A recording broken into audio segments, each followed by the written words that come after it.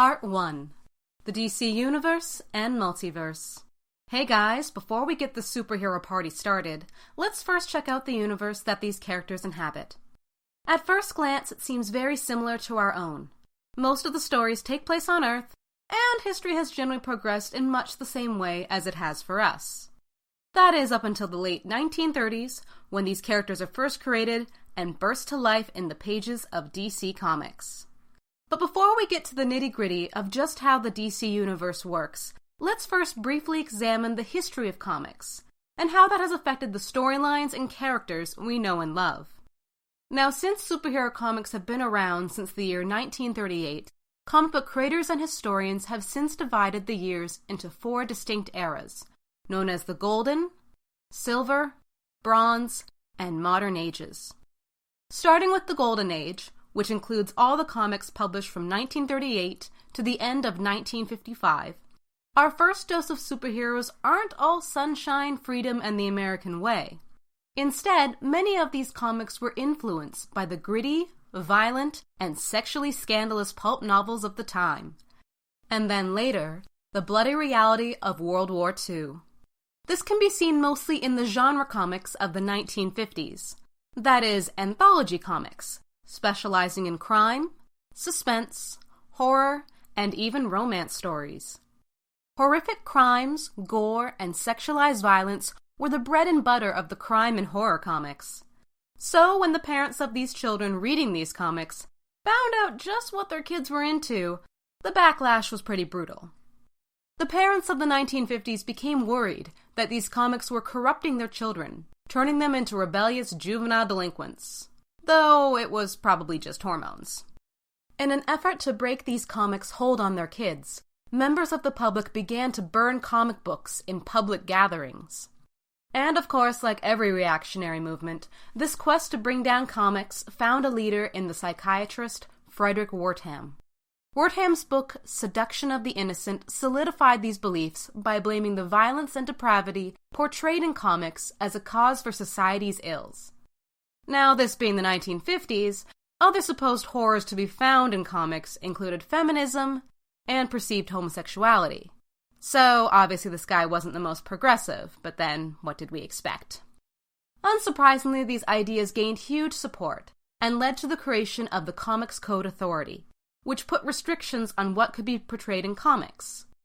This basically killed off the crime and horror comics of the day, and led to the Silver Age of comics, where the stories were made to be a little more family-friendly, or at least clean enough to get past the CCA censors, as now, all scenes of horror, excessive bloodshed, gory or gruesome crimes, depravity, lust, sadism, masochism shall not be permitted. Now, while the institution of these comic book constables jammed up lots of artists, the fallout wasn't all bad. Superhero comics, which had taken a bit of a back seat to genre comics, came roaring back into the spotlight. While the beginning of the space race between Russia and the USA inspired comic book writers and artists to have their characters reach for the stars, as science fiction and aliens became the hot topic of the era. This age lasted until the end of the 1960s, before the influx of civil and women's rights movements helped usher in the Bronze Age at the beginning of 1970. Having lived through the groovy 60s and all the changes that took place there, the writers at DC once again shifted their tone to appeal to the socially conscious youth that made up most of their readers. Many of these costume characters began to tackle problems of modern-day society that would appeal to both the youth of the times as well as their parents. Stories showing the evils of drug addiction, destruction of the environment, and racism began to dot the landscape. But by the end of 1984, people in the comic book industry started to realize that most of their readers were growing up, and a market for more mature storylines was just waiting to be exploited. Which brings us to the modern age of comics, starting in 1985.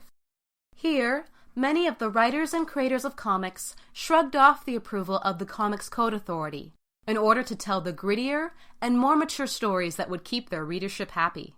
That's not to say that all comic books became like this, but a vast majority did. Even though the modern age began in the mid-1980s, we are technically still in it here in 2016. I guess things haven't changed all that much. Well, that is as long as we ignore 1990s comic industry's obsession with making things extreme. It's a phase we'd all like to forget. But anyway, now that we have a general idea of how the history of superhero comics are broken down, let's go back to the beginning of the Golden Age and what that meant for DC.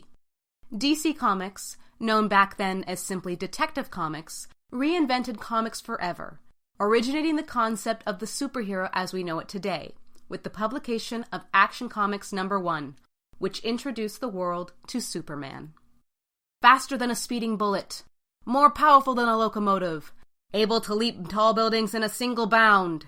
Yes, Superman was beyond anything we had ever seen or imagined to have existed in our time, and his immediate popularity encouraged the creation of other Golden Age heroes, such as Batman, The Flash, Wonder Woman, and the Green Lantern.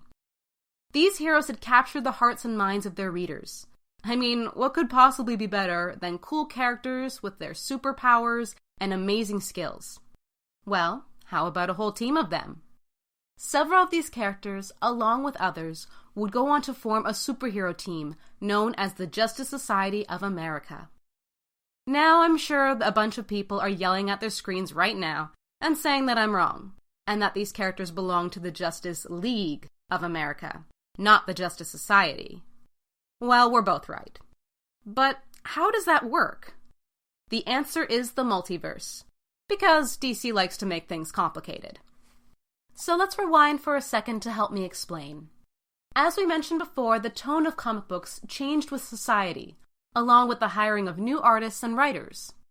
This sometimes resulted in rewriting some of these characters' pasts, behaviors, allies, etc., and was the case with several characters for DC going into the Silver Age. But some of these changes were not appreciated by the fans. DC also ruffled feathers by recasting some of these heroes, giving them a completely different civilian identity. This is best shown by explaining the creation of the character Barry Allen in 1956. This comic event marked the end of the Golden Age and the beginning of the Silver. For you see, in the Golden Age, the man who was known as the Flash was Jay Garrick, a college football star who, after inhaling heavy water vapors, had a latent metagene activate inside him that would allow him to travel at superhuman speeds. But in 1956, the people at DC completely reinvented the Flash, giving him a new costume, background, and identity: forensic scientist Barry Allen. This left many readers fuming and scratching their heads. How could there be two people who were both the Flash? According to Barry Allen's first appearance, Jay Garrick was a fictional character, as we can see Barry reading about him in a copy of Flash Comics. Now, for those out there who had been reading about the Jay Garrick version of the Flash, having Barry usurp his title and learning that even within comics Jay wasn't real was the ultimate screw you to the fans. So, in order to rectify this, the people at DC came up with the idea that both the Jay Garrick and Barry Allen versions of the Flash existed, but were from two different parallel worlds. This concept was the prototype of what would eventually be the DC multiverse. So, what exactly is the multiverse? Generally, the concept is that there is an infinite number of parallel universes. Now, over the years, this concept never changed, but the scope, size, and specific nature of the multiverse got completely revamped several times in order to make things more concise or more complex and interesting. But we'll get to how that works in just a bit.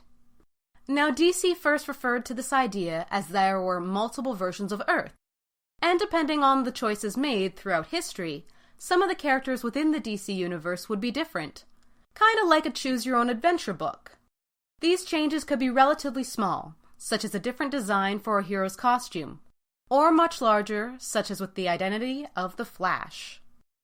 As this concept was introduced during the Silver Age, the writers at DC were more invested in the characters and storylines they were currently working on, so these characters and adventures would be part of one version of Earth, known as Earth 1. Meanwhile, the adventures and characters that we saw during the Golden Age would be relegated to Earth 2. Supposedly at this time there were infinite numbers of parallel Earths. Can you imagine? The possibilities were endless. We could have an Earth inhabited by monkey detectives, where dinosaurs never went extinct, or where everyone communicates through a series of interpretive dances. But despite having all these opportunities, DC mainly stuck to telling the stories of Earths 1 and 2. A couple other Earths were introduced, including Earth A and Earth B, in short one-off tales, allowing the writers of the comics to not have to deal with the continuity of previous comics, and just write what they wanted. And while these stories sometimes contained the word crisis in their title, they would not technically be part of the multiverse-altering Crisis series that we will be talking on a little later on. Instead, these little standalone ideas would later inspire another title, known as the Elseworld comics, that would stand apart from the current DC continuity. Similar to Marvel Comics' What If series, the Elseworld comics would show bizarre tales, like what would happen if Bruce Wayne was a psychiatrist who worked at Arkham Asylum, or if Superman's escape pod crash-landed in medieval England and he became a blacksmith. But getting back to the main multiverse, the only other significant Earth we would encounter at the time was Earth 3. Here we saw the world at the mercy of the criminal organization known as the Crime Syndicate. But this wasn't just a world where the bad guys had won. The members of the Crime Syndicate were actually evil reflections of some of our favorite heroes.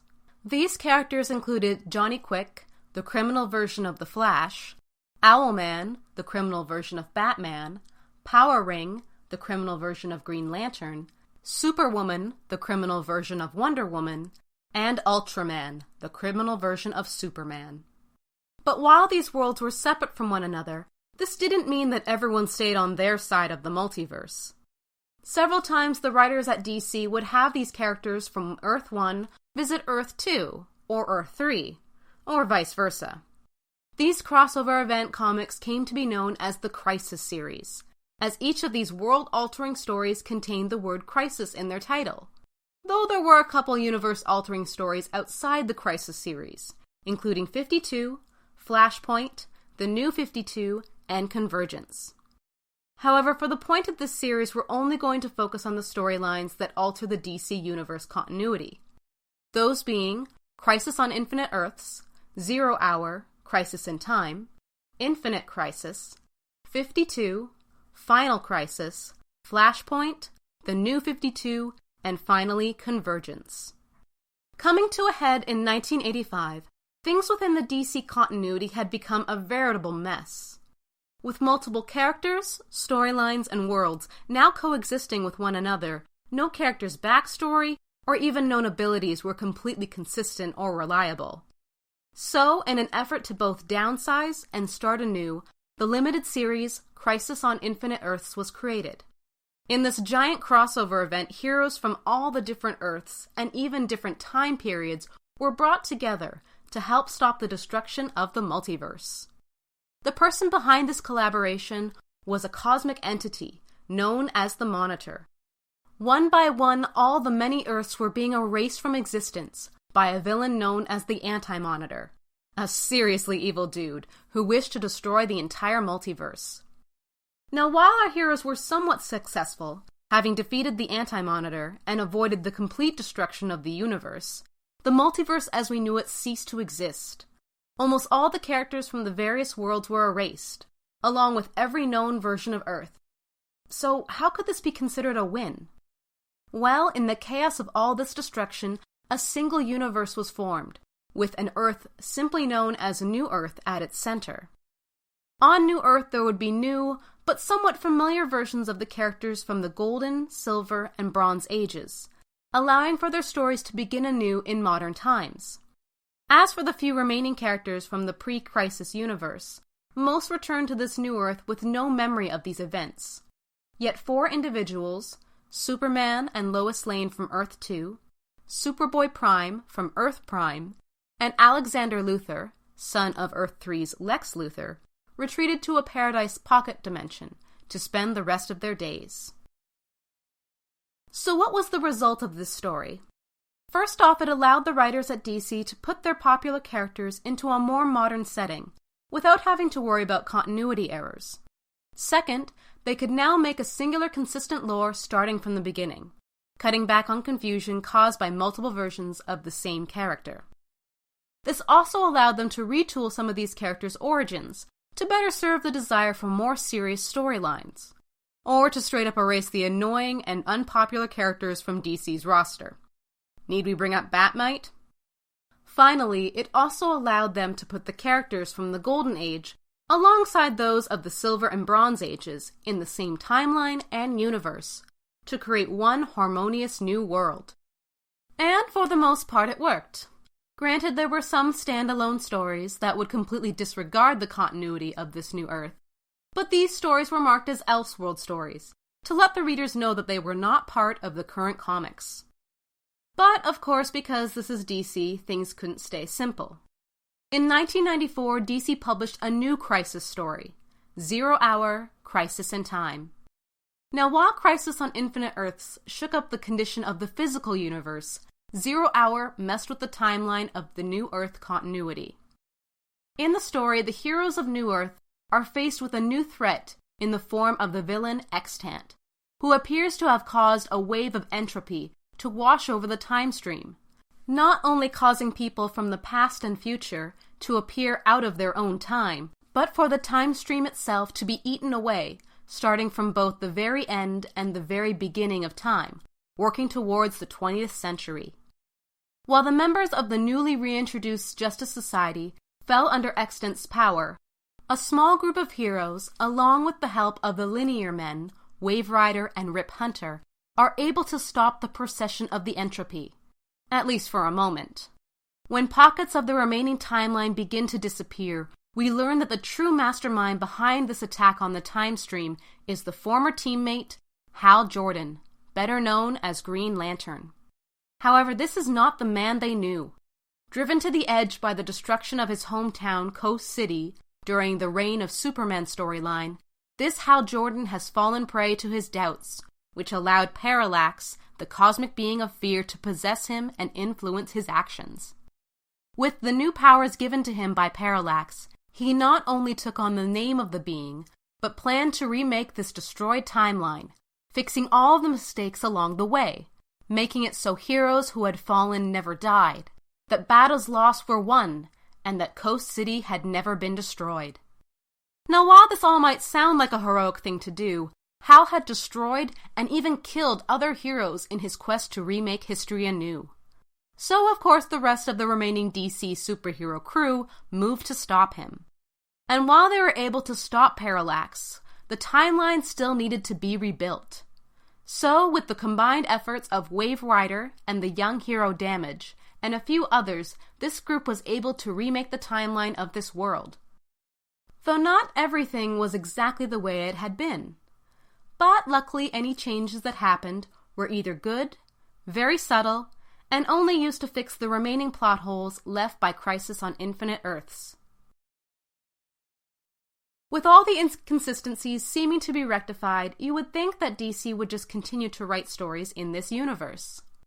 But the truth was, despite the fact that the former multiverse was confusing as all get out, its fun and loose way of playing with these characters offered a lot more opportunities for writers to take chances. So, in 2005, a new Crisis storyline called Infinite Crisis was published. In this 7-part crossover series, the 4 inhabitants of the Paradise Pocket Dimension, Alexander Luthor, Superboy Prime, along with Earth 2's Superman and a dying Lois Lane, burst out of their dimension, though not all have the same reasons to do so.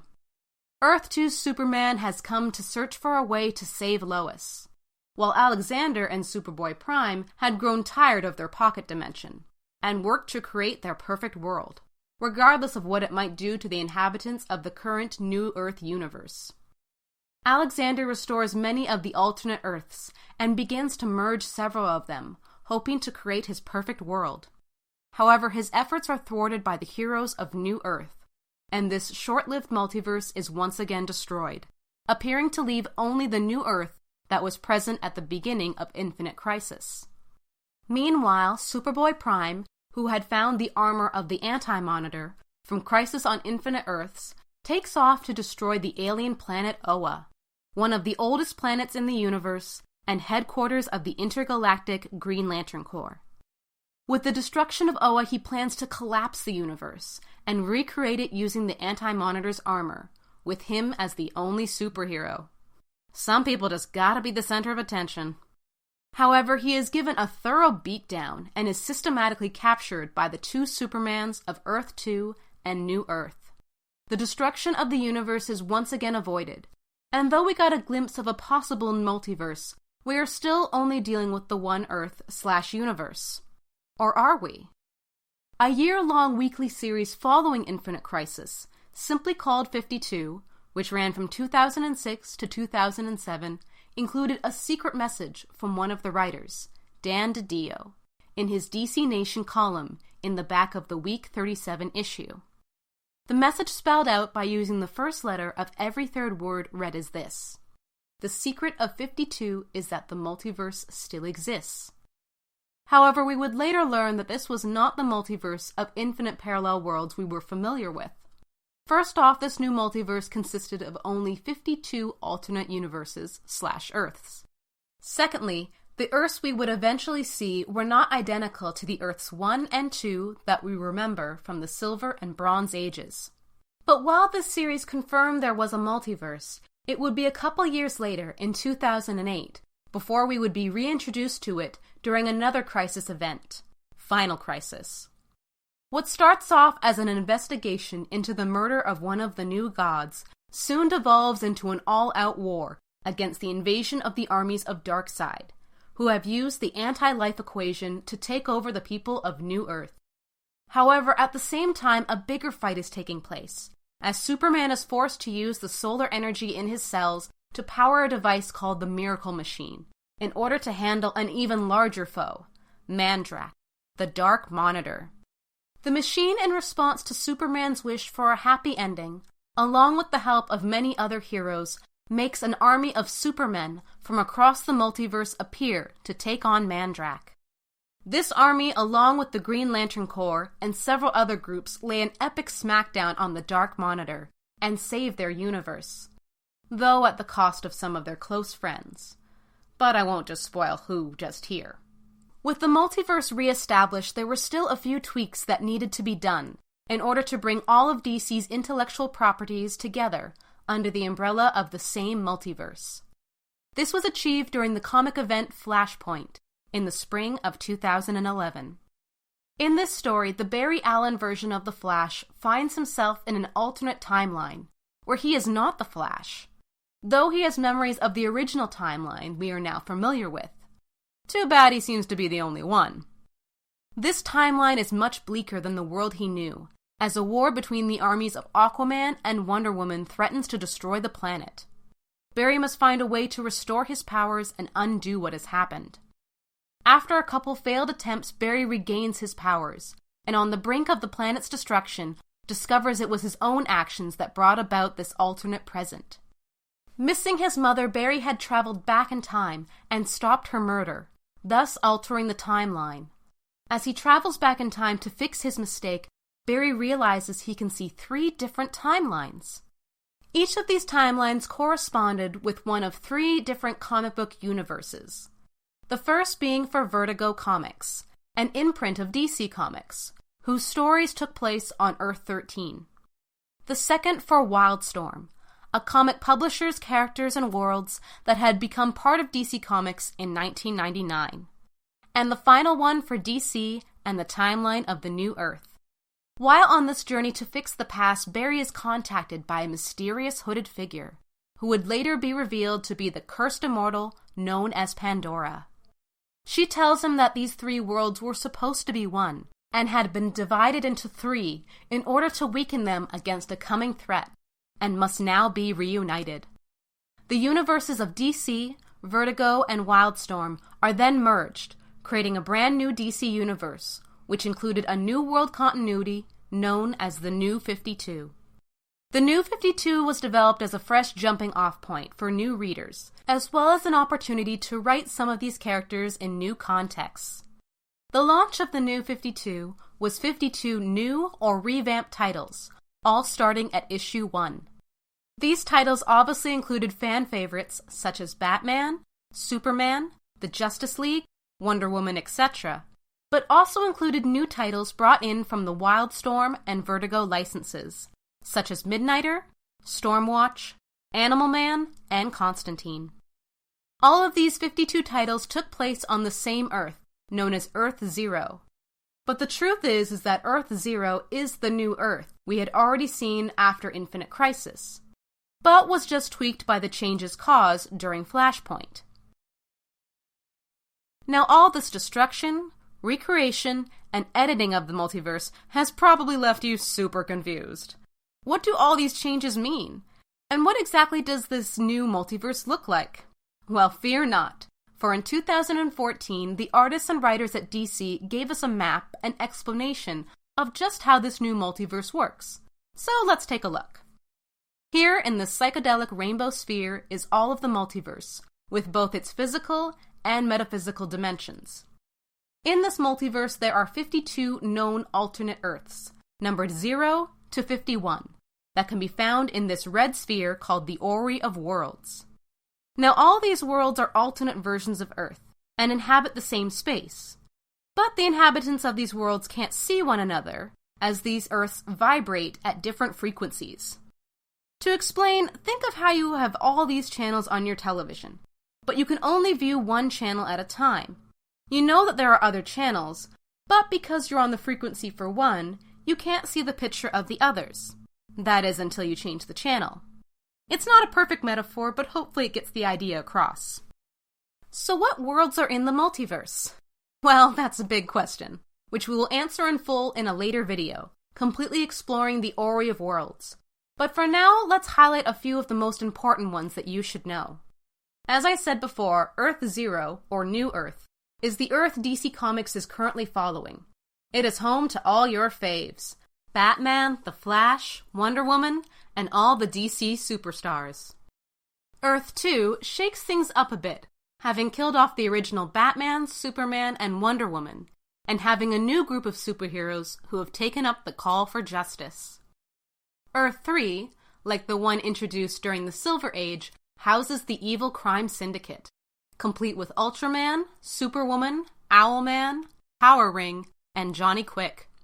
While Earth 11 boosts the girl power by switching the genders of the originally male-dominated DC lineup.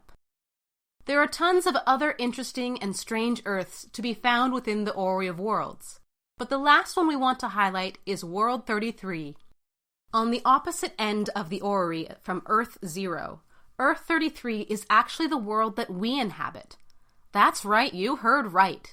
We are part of the DC multiverse.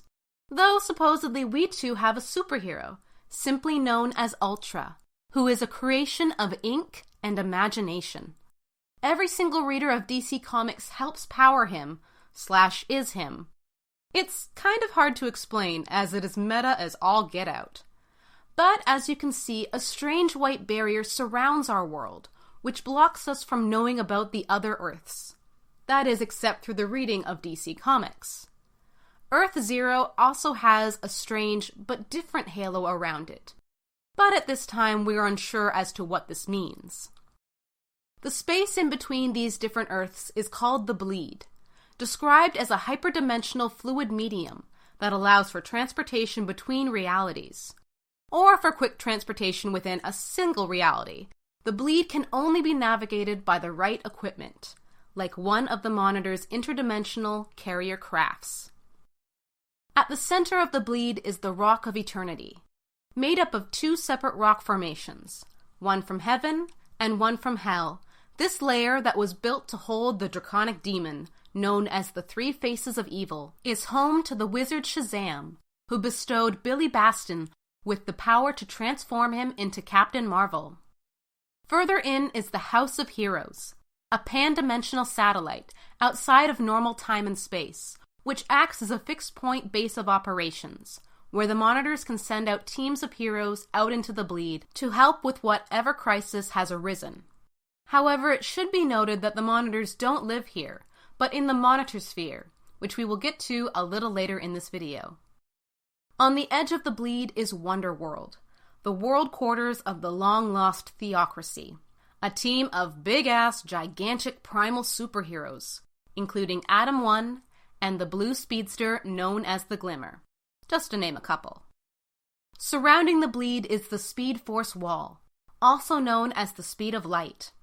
Here is where the Flash gets his powers from, and it acts as a barrier between the physical realm of the Orrery of Worlds and the metaphysical realm of the gods. Plugged into the Speed Force Wall is also the Frequencies of Quiz, a radio universe which is home to the hero Crackle the Defender, who has more than just a passing resemblance to Sonic the Hedgehog. Anyway, as we move beyond the Speed Force Wall to the Sphere of the Gods, you will see 8 realms. These realms are paired in a series of 4 opposites: Heaven and Hell, Dream and Nightmare, Skyland and the Underworld, and New Genesis and Apokolips. 2 of these pairs also have another set of opposites: the Pinnacle, set between the Speed Force Wall and New Genesis, and the Pit, set between the Wall and Apokolips, while the other pair, just outside of Dream and Nightmare, are Order and Chaos. So what exactly are these realms? Well, let's start with the easy ones. Basically, everyone knows what Heaven and Hell are. And while the versions of these planes in the DC multiverse are similar to what we know, there's less focus on the idea of one true god versus Satan, and more of an understanding that these planes are an angelic realm and a demonic realm. Heaven, also known as the Silver City and the Word of the Voice, is home to the Spectre, Zoriel, and the guardian angel hosts of the Pax Day, including the Bull Host, the Eagle Host, the Lion Host, and the Host of Adam, to name a few. Now, these aren't your harp-playing, halo-wearing angels, but some ass-kicking, sword-swinging demon fighters. So I'd try to stay on their good side if I were you. On the opposite side, we have Hell, also known as Sheol, Jigoku, or the Burning Iron Place of Torment. It is home to such demonic entities as Neuron, Trigon, Etrigan, Djinns, and fallen angels. Moving on, let's take a look at the realms of Dream and Nightmare. Dream incorporates much more than the sleeping metaphysical world of lollipops and fuzzy unicorns, but other such mythical realms as the Courts of Fairy, the Halls of the Endless, and the 12 Houses of Gemworld. Individuals who call Dream home include Oberon, Titania, Amethyst, Santa Claus, the Easter Bunny, and of course the ruler of Dream, Morpheus, along with his siblings the Endless, found in the Vertigo Sandman comics. However, this isn't to say that Nightmare belongs to someone else. Morpheus also rules over these shadowy lands. Home to the Boogeyman, the Corinthian, and Yeathhounds, Nightmare also hosts the Goblin Market, where you can buy fear and sell inspiration. The next pair of realms we'll examine is Skyland and the Underworld. Skyland is made up of all the mythical realms of ancient gods, such as Olympus and Asgard. Dozens of different pantheons reside here, including the gods of the Celts, ancient Greece, the divine bureaucracies of China, and ancient Egypt, just to name a few. Surprisingly, these gods appear to get along very well, but then I guess as long as everyone stays on their side of the fence, there'll be no trouble. Here you will find many of the deities such as Zeus, Hera, and Ares that Wonder Woman deals with and occasionally battles. On the other side of the multiverse is the Underworld, realm of Hades, the throne of Eshkregal, and the land of no return. For those of you somewhat familiar with the Superman mythos, you will also know this realm as the Phantom Zone, where the Kryptonian war criminal General Zod is imprisoned. Other creatures contained in this realm are Zadu the Phantom King, Ursa the She-Devil, along with a host of others. Finally, we get to the pairing of New Genesis and Apokolips. New Genesis, somewhat similar to Skyland, is home to the new gods, along with the ever-young Forever People. Supertown, also known as the Celestial City, is the floating capital of New Genesis, whom heroes such as Orion, Big Barda, and Light Ray call home. Lastly, we have the fiery plantasm of Apokolips, home of the cosmic tyrant Darkseid, who would inspire the creation of Marvel's own deep space baddie, Thanos. Sorry, Marvel fans, DC did it first. Along with Darkseid are his acolytes, Granny Goodness, Desaad the Torture God, and many others. Another bit of interesting trivia is that though Darkseid was born into the royal family of Apokolips, he also has a connection to New Genesis as one of the new gods. But we'll get to that in a later video. Having finished exploring the metaphysical realm of the multiverse, there is still one plane of existence before we head into the Monitor Sphere, and that is the plane of Limbo, which is marked by the green ovals hanging over the 8 metaphysical realms. Limbo is an odd duck within the multiverse.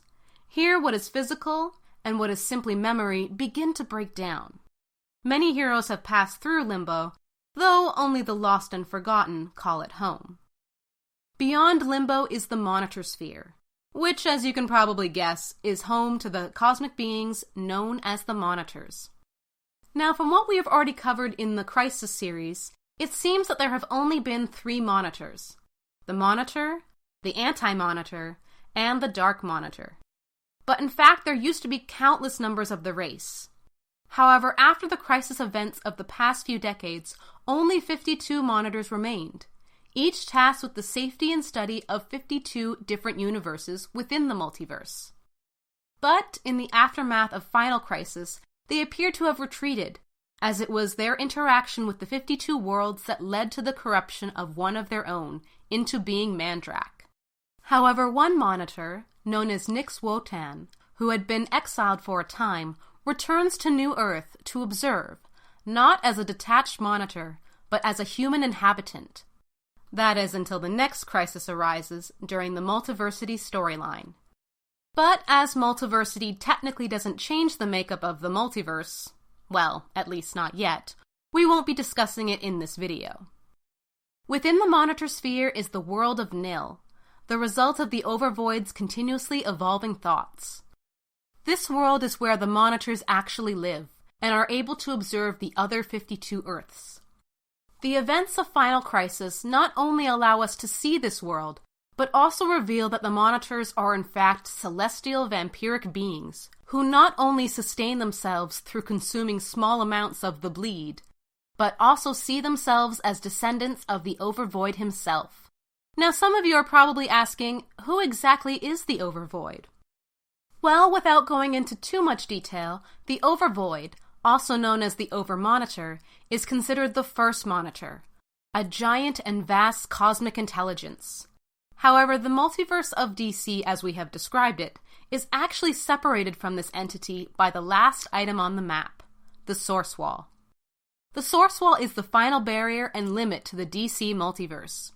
All that exists beyond it is the Overvoid/Monitor Mind, the Source, which refers to the source of creation, and the unknowable. Now, while this is all that is visible on the multiverse map, one metaphysical realm is missing, known as Vanishing Point.